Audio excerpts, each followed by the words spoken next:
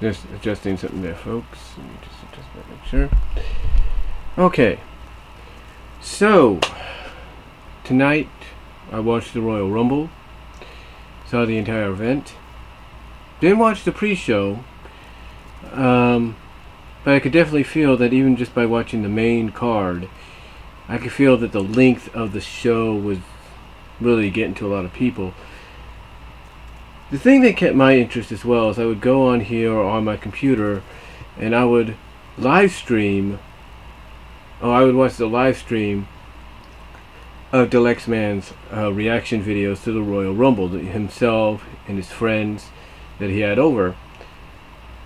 And the reason I also watched that is because DALYXMAN has this annual yearly contest where if you enter it, you get to win a request from him. If your number, wins, basically it goes by the fact that he gives you a number out of the 30 entrant numbers, and whatever superstar wrestler, man and woman, gets those numbers, then that man or woman, if that man or woman wins, depending on the number they draw, then the number he gave you that superstar had ensures that you win as well, and you win a request or something like that. So I got to get that into him very soon.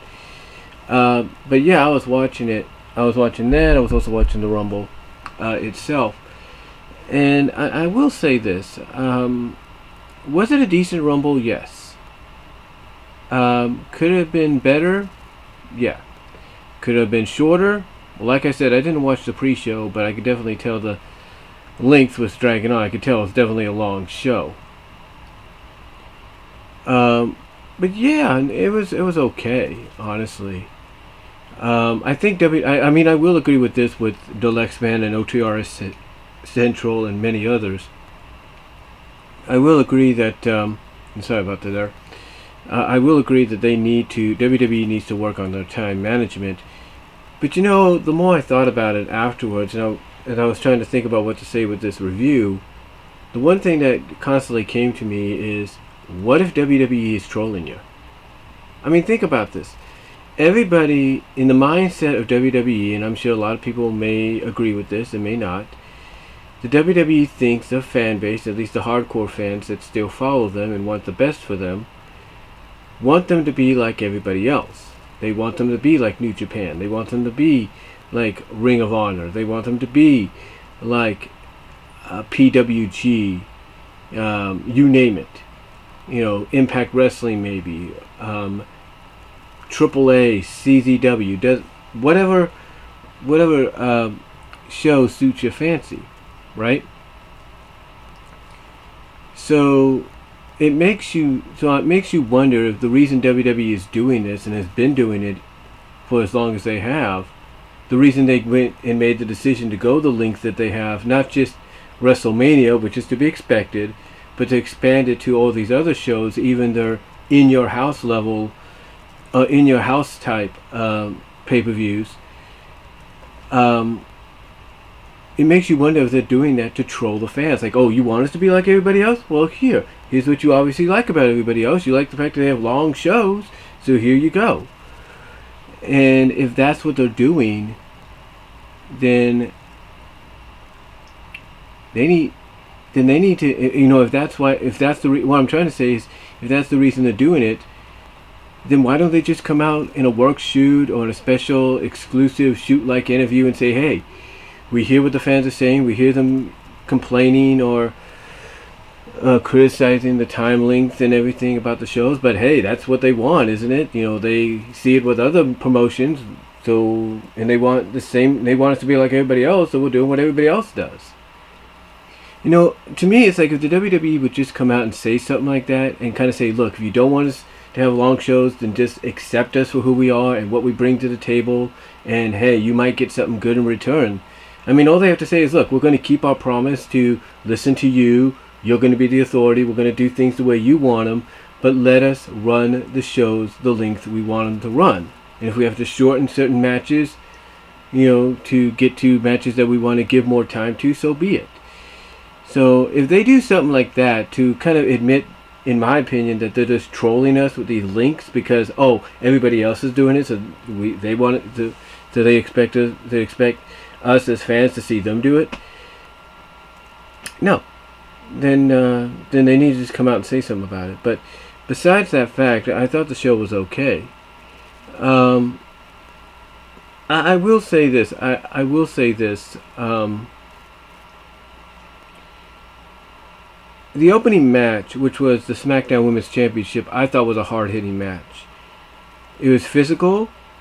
It was back and forth. Any of the women could have won. And in the end, they went with Asuka. The ending sequence was Asuka got Becky into the Asuka lock, and then as Becky was trying to fight out of it, Asuka just modified it and decided to go with what looked like her version of cattle mutilation. And Becky had to tap out.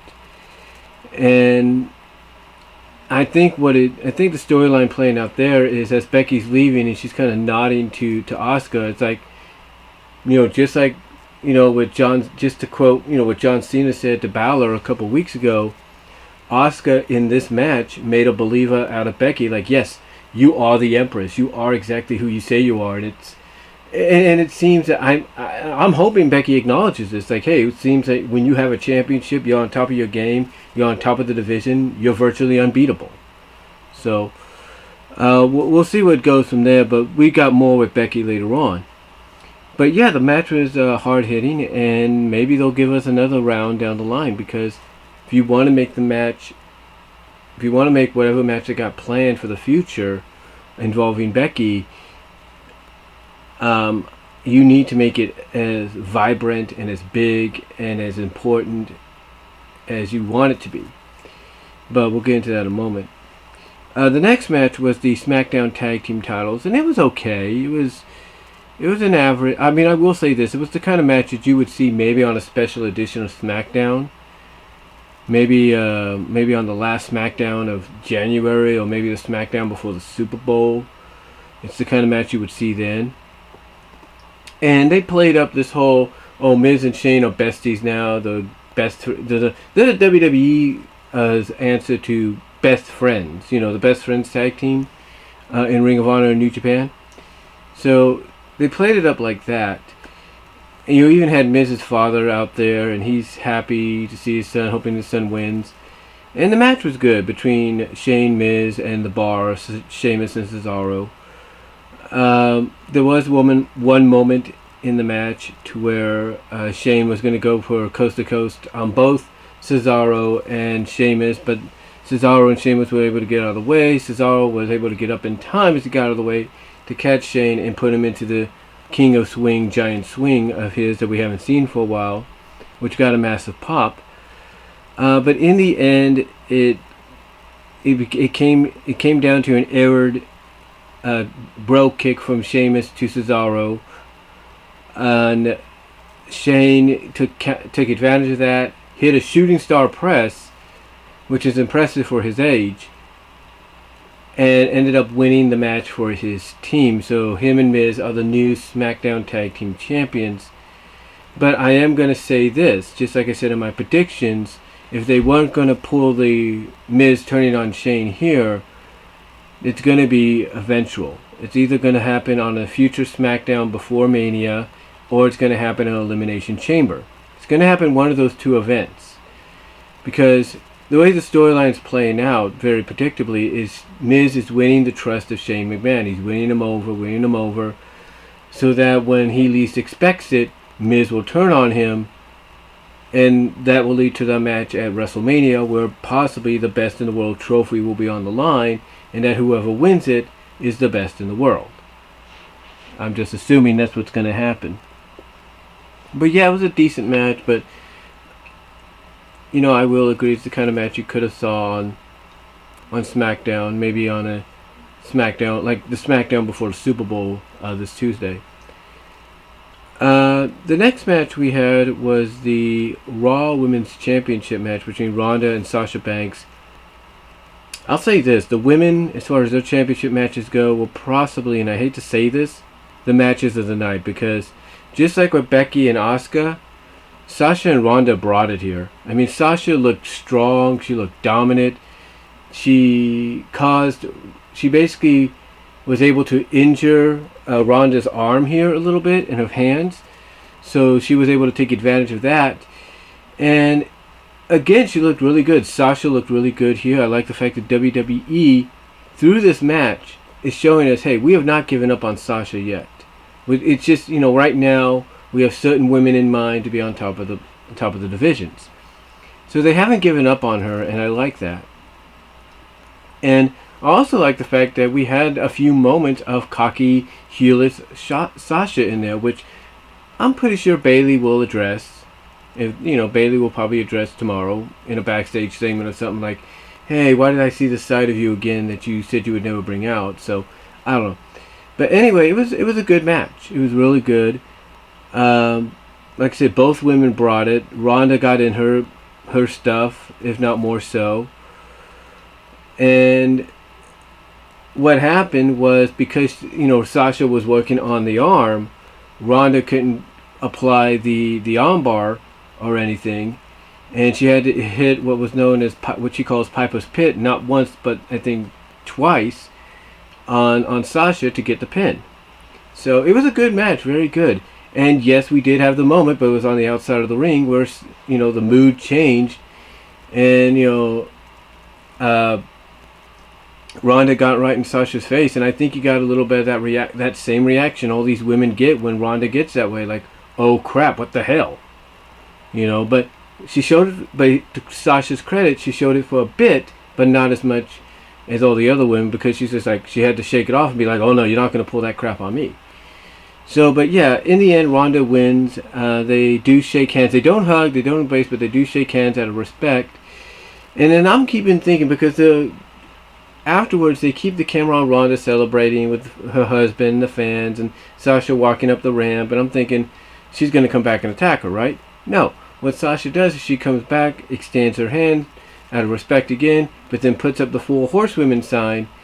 And obviously, that's a sign that we're going to get some kind of confrontation between the 4 ladies come WrestleMania in some shape, form, or fashion. I'm assuming what we're going to get is, I would guess, I don't know if it's going to be, it might be at Fastlane, because, WrestleMania is pretty much booked itself into a corner to where you'd only have 2 horsewomen against 3 horsewomen unless you add somebody else to the fray. But yeah, basically, it seems we're going to get something like that, and it's kind of it helps continue this rivalry, this feud between them, because this way, I think Sasha's going to come out tomorrow night, and maybe Ronda will come out and confront her and ask her, why do you always do this? And hopefully Sasha will finally say, look, because my opinion is Sasha's going to probably say something along the lines of, hey, you think you got everybody else fooled, but you don't got me or Bayley fooled, or Becky or Charlotte fooled. We know what you're here for. You have your buddies here now. We know what you're planning to do, and you ain't going to do it, and it's going to be over our broken bodies that you're going to attempt it. So, or something like that. So I'm not going to be surprised if we have a confrontation between the 2 tomorrow, kind of based on what we saw. Then we get to the Women's Royal Rumble match itself, which took place afterwards. And it was alright. I like the fact, as I said in my reaction video, that I love the fact that they're focusing on the newer generation, on the newest stars. Because for every established star, you had a new star. And I like the fact that we had, what was her name? Xia Lin was in there. I'd heard of her. I like the fact that we had Casey Catazore, or Casey for short, who made a name for herself on American Ninja Warrior in NXT. When I saw her come out and I saw the name, I was like, yeah, I've heard of her. Because she was also, I think, in the Mae Young Classic. It was nice seeing Rhea Ripley. I mean, I expected some NXT women talent, especially UK as well. And Rhea came in, and she, for the time she was there, she really showed that she could be dominant. So it looks like WWE's going to basically bide their time a little bit, but expect Rhea Ripley to be on the women's main roster division before the year is out, and maybe in contention for a championship. We saw Io Shirai in there. That was great. We saw Kairi Sane show her stuff. Candice LeRae was a surprise, but maybe not so much. We had some good moments, some good surprises in there. And these women, even for the time that they had, showed their stuff. They really did. Both Casey and Naomi had the Kofi Kingston moments of the night, because, okay, so Naomi comes in, she goes right after Mandy, eliminates Mandy. Mandy still at ringside, tries to cost Naomi the match, and eventually she does, because what happens is she grabs Naomi. Naomi's still on the apron after eliminating Mandy. Mandy's trying to powerbomb her onto the barricade, but Naomi fights her off and basically replays how she got stuck uneliminated on the barricade. So she does exactly what she did last year. She walks the barricade, jumps onto the steps, but before she could get in, Mandy comes out and sweeps her off her feet, literally, and causes her to be eliminated, and then we get a bit of a brawl between the two afterwards. And to me, I think it's more than just, oh, Mandy's better than Naomi as far as the storyline goes. I think it's the fact that Mandy is upset that Naomi got a title shot against Asuka before her. So that's my opinion of where I think this is going. So we had that moment. We had a similar moment with Casey, because basically it looks like she's eliminated, but no, she falls right on her back, and she's like this, has her feet up and everything, and then she kind of just goes backwards, does a handstand, puts her feet, and then basically wraps her feet around the LED pole, and basically climbs back up it, gets onto the turnbuckle, gets back in the ring, or gets on top of gets on the top turnbuckle, jumps off it, but right into the hands of Rhea Ripley. So yeah. Rhea had, like I said, Rhea had a good showing here. I was surprised Toni Storm didn't come out. That, to me, would have got a huge reaction. So overall, the women had a decent rumble. I know some people like Alex, DALYXMAN, wasn't happy that some of the new talent didn't get too much time to shine, but I think for what they did, they really, really shined. There was, of course, a comedy moment in this, which I was surprised that we got. Because here's what happens: Zelina comes in, and I love this moment because I do pay attention as much as I can to what happens on NXT.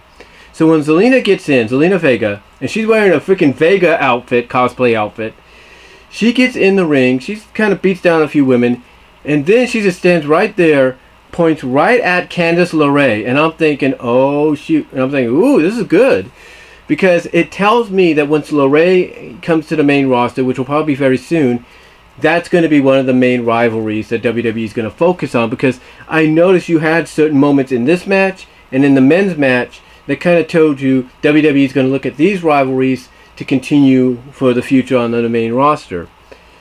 So yeah, LeRae and Zelina kind of go at it. But it's during the match, though, that Zelina gets knocked out of the ring. She's not eliminated. She sees an opportunity, and she crawls under the ring. She crawls under the ring to try to avoid elimination. Basically, what they're showing here is Zelina is sneaky. And obviously the plan was for Zelina, that Zelina would have in her mind is, hey, after it gets down to the final two or final one, I'm going to come out of the ring, eliminate whoever's last, and win.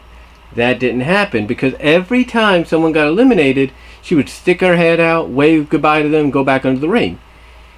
After Dana Brooke got eliminated, she pokes her head out, laughs at Dana, waves at her, and then right next to the side of her, guess who else pops out? Freaking Hornswoggle.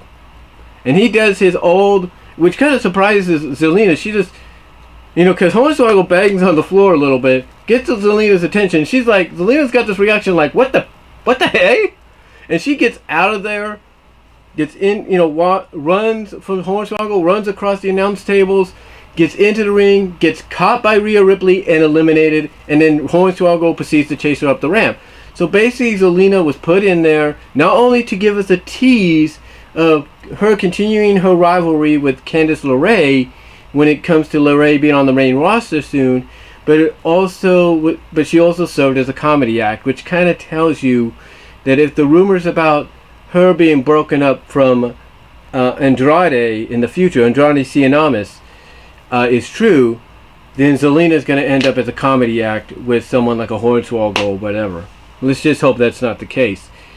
But anyway, we get down to the final moments, and I will say this about Charlotte. When she came in at 13, she got a mixed reaction, mostly positive at times, but she was just like a beast in there. She kept challenging people to go after her. Like, okay, you want me? Boom. Kairi Sane would come in here. She said, fight me. Give me your best shot. Boom. It's like she wanted the fight brought to her, and she got it. I mean, heck, you had a stare-off between her and Lacey, I'm going to say it, besides Rhea in that match, besides Rhea and Nia, and maybe Tamina, two of the most statuesque women in there. So anyway, Charlotte is basically like, bring it to me, bring it. She wants the fight brought to her. So anyway, long story short, we get to number 28, which was the number that won, and I was given 28. I was among some of the few that was given the 28 number. So I won. I'm part of the people that won that. Lana comes in at 28. And at first I'm thinking, oh, I'm screwed. Lana at 28. I mean, I love Lana. Everybody loves Lana. But after what happened on the pre-show to her kind of injuring her ankle, you had a feeling she wasn't going to make it to the ring, and she didn't. Because as she was coming out, she was just hobbly, just slowly. It's like she couldn't even make it past the entrance, or barely up the rampway. And as soon as Nia Jax came out at number 29, you knew that basically who was going to come out next to take Lana's place. Because what Nia Jax did is she attacked Lana. She basically attacked her, injured her more. So immediately after that, out comes Becky. Becky's arguing with them, saying, look, she's hurt. She can't compete. Let me take her place. Let me get in there and fight. Let us have. I mean, basically, Becky was telling Finlay and the other officials, look, let's have a full 30-woman match. Let's not just have a 29-woman match. Let's have a full one. And Lana basically, I guess, gave Becky her blessing. Says, yes, let her go. I can't let her. And Finlay's like, go for it. And that's when Becky got in the ring. And the rest is kind of history, because she brought the fight to everybody. And it came down to Becky, Nia, and Charlotte. And what's interesting about this, and you could tell Triple H booked this one, despite how you feel about it, in a way you could kind of tell he booked it, because it had that kind of NXT storyline feel to it. Because when Charlotte would get confronted by Nia, she would knock Nia down. She would say, stay out of this. Stay out of this. Ain't between you. Stay out of this. This is not your business. She's basically telling Nia Jax, the freaking monster in this match, this is between me and Becky. And that's what it came down to. Both women were able to eliminate Nia, and it came down to them. But Nia, being a sore loser, ended up pushing Becky off the steps. Because I guess Becky somehow got on the outside. Not eliminated, but was on the outside. And she injured her ankle. And Charlotte kind of getting all cocky and all that. And everybody's considering, what do we do here? But Becky, true to her character, is like, no, let me fight. Let me get in there. And that's what she did. Charlotte tried to take advantage of the injury. But in the end, it came down to her and Charlotte being on the turnbuckles, being on the side of the ring, being on the outside of the ring, and Becky was able to eliminate Charlotte. And Becky now is heading on to WrestleMania, which predictably she's going to face Ronda Rousey, which I wouldn't be shocked if Becky probably puts in a stipulation that if she beats Ronda, Ronda and her fellow horsewomen are gone from the company. I wouldn't be surprised if they do that. But yeah, smart move on WWE's part to go with Becky, because she's hot right now. You don't want to kill her streak. And you're basically going to build up to what could be your closing match at Mania. So after that, we get the WWE Championship match between Daniel Bryan and AJ Styles, and this was good. It was a good match. The crowd obviously was taken out of the atmosphere, not just because of the length of the show so far, but because of the women's Rumble match. But these guys had a good showing. These had a back and forth match. It's the kind of match that I'm pretty sure if they did it on the independent scene, people would appreciate it, no matter what. In the end, though, Daniel Bryan does retain, thanks to Eric Rowan. Eric Rowan comes out. Everybody's wondering what's going on. Referee gets knocked down by Daniel Bryan hitting, missing an enziguri on AJ. So the referee takes the hit. Eric Rowan comes in, grabs AJ, because AJ hits the Styles Clash on Daniel, grabs AJ by his face, and hits a claw slam on AJ to knock him out and help Daniel win the match. And obviously it's shown afterwards there's just some kind of alliance now, some kind of new faction being made between the two. I don't know if Luke Harper is going to be part of that or what's going to happen. But it looks like if Harper is going to be part of that, it looks like the Bludgeon Brothers are going to be part of this new faction with Daniel. So we'll have to wait and see what they do with that. The next match, of course, the Universal Championship match between Finn Balor and Brock Lesnar, was better than I think anybody expected. Basically, Finn starts out a house of fire by literally after the bell rings, and Brock takes the belt from the referee and the announcer and hands it and says, "Look, let me just give it." Because here's what Brock does. Brock takes the belt, says, "Hey, let me give it to Paul. Let me give my advocate," and that's what he does. So immediately after he does that, Finn goes right on the attack, and Finn gets a good showing here most of the match. There's a moment on the outside where he basically shoves, because Brock's like, that's it. I'm not playing anymore. He tears apart the announce table, but Finn takes advantage of it and basically causes Brock to go chest first into the corner of the announce table, not once but twice. So yeah, Finn's getting a good showing here. He's getting some good offense in. Brock does get a few suplexes as expected but in the end. And what happens is Finn has Brock down, hits the coup de grace, and as soon as he goes for the pinfall, Brock captures him right into the Kimura lock, and Finn's trying to fight it, but he has to tap out. So yeah, Brock retains. He ends up beating up on Finn just a bit more, but a good showing in the end for Finn Balor, because Finn Balor is still able to get up even after getting an F5 I've given to him. He's able to get up and leave on his own accord. But yeah, good showing on Finn. And I don't think this is the last time we're going to see him in the Universal Championship picture. I think my opinion is after Mania is he's going to be really in that picture full time. So expect that. So we get to the Men's Royal Rumble match. And this was a good match.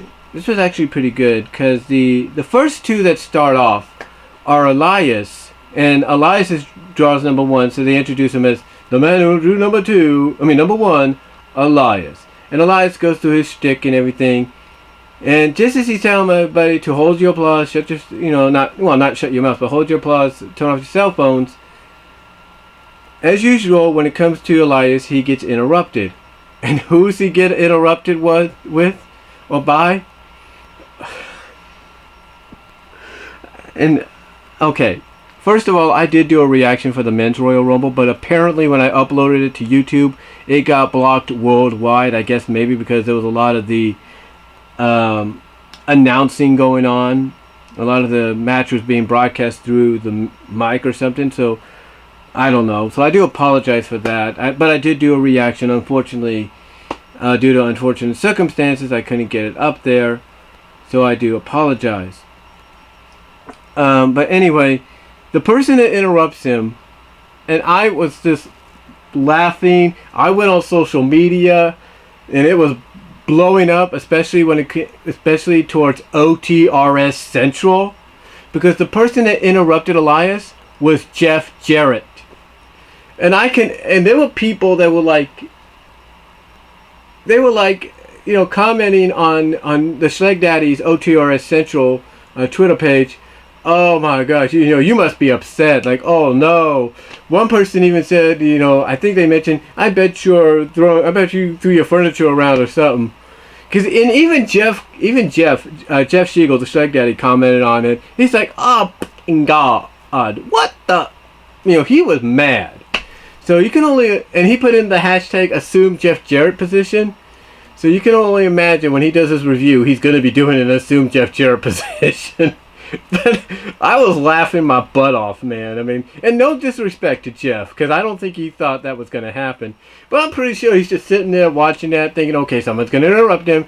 And as soon as that moment happened, I'm sure his reaction was like, what? Like, what the beep? But yeah, Jeff Jarrett interrupts him.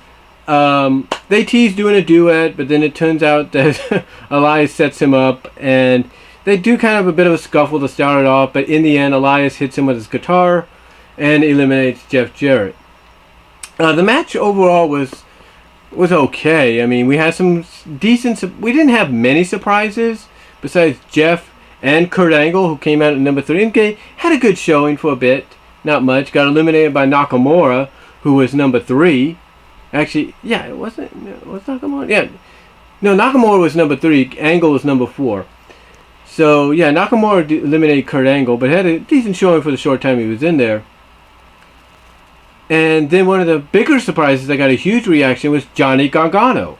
Johnny Wrestling got into the match, and I super chatted DALYXMAN. First of all, I super chatted him and said, I win this Rumble, number 28. And then I told him in another super chat, when I saw Candice LeRae in the Women's Rumble, I said, Johnny Wrestling going to be in this Rumble. And I was right. Johnny Wrestling came out, had a decent showing for himself, but in the end got eliminated by Baron Corbin. So, who did it come down to? Who did it come down to? Well, the other surprises we also had was Aleister Black. He came out, and he got a decent reaction, and he used Black Mass to eliminate Dean Ambrose. Literally, he kicks Dean right in the face, and Dean just sails right over the rope. And I think it was it Strowman, or was it Corbin, or somebody eliminated him in the end that people didn't like. So, anyway, it comes down to the Final Four. And the Final Four are Andrade Cien, Dolph Ziggler, who was a surprise to everybody because he ended up eliminating Drew McIntyre thanks to help from Braun Strowman. And it came down to Dolph, Andrade, Braun Strowman, and Seth Rollins. In the end, Andrade gets eliminated by Braun. Dolph gets eliminated by Braun. Braun's getting a little heelish, going like this because, Seth is down, thinking he's going to win. But what happens is we get a replay of Benoit and Big Show from 2004 with these two. But it's a little bit different because when Benoit eliminated Big Show, he literally dragged Big Show down.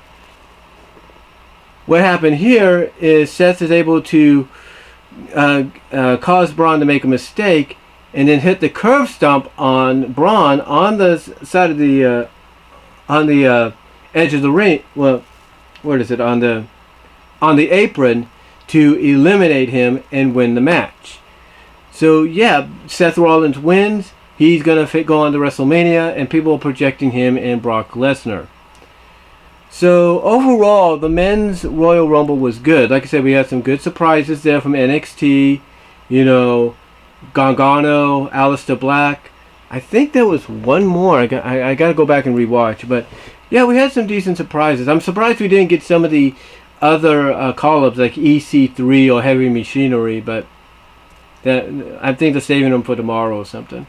Heavy Machinery, they've already debuted. I think they're saving EC3 for tomorrow. But yeah, Seth Rollins won, but it's only after he had to get up from being destroyed. Because what happened, Bobby Lashley comes in, and as soon as he comes in, he goes right out. Because literally, he goes after Seth. Seth dumps him over, and he loses his grip on the ropes. I think he botched it, but he loses his grip, and he ends up being eliminated. So in a sense, Seth did eliminate him, but Bobby eliminated himself. And out of frustration, he took it out on Seth and put him through a table. But Seth, like I said, was able to come back and win the Royal Rumble. So Seth is going on to WrestleMania. Again, overall, it was a decent show.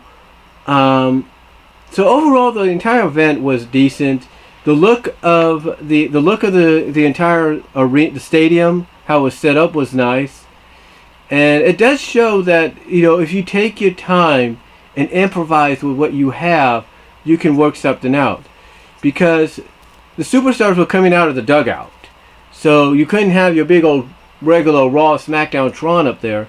So they went with naturally a better solution, which kind of in a sense made it feel like a house show, just by the entrance, just by the Trons they had. But you know, it's better than nothing, and it makes it feel like it doesn't make it feel like it's a Raw or SmackDown or an extended version of Raw or SmackDown on pay-per-view. It makes it feel like an actual event. So overall, it's a decent show. I know some people are going to have opinions on it. I'm wondering I'm just waiting to hear what Wrestling with Regret has to say with it, what Brian Zane has to say. I cannot wait to hear what OTRS Central and the Schleg Daddy has to say. Woo! So, overall, though, just a good show. And I think if you do want to go back and watch it, just go back and watch it for the Rumble matches. That's about it. So, that's all I'm going to say, guys. So, let me know what you think down below. Comment if you like. I am out.